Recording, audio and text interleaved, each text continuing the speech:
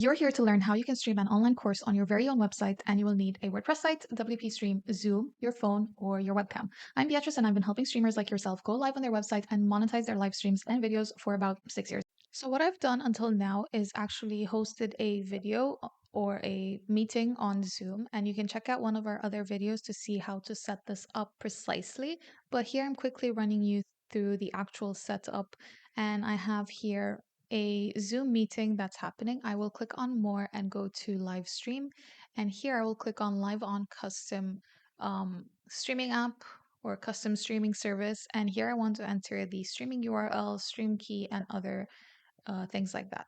So for this, I need WP Stream and I want to go live with Zoom. And you can choose any one of these because the server and stream key are the same for all of these. So in our previous video, I showed you how to create the channel, and this is simply the continuation. Instead of using OBS Studio, I'm using Zoom. So you can also check out the previous video that we've added how to create this. So I've just connected that. I'm also copying the link from view channel. I want to copy that and paste this in the live streaming page URL and click on go live. So I have my server and stream key added, and now I'm connecting Zoom to the live stream. So my WordPress website or WP Stream, let's say. And here is my page with the live stream from Zoom.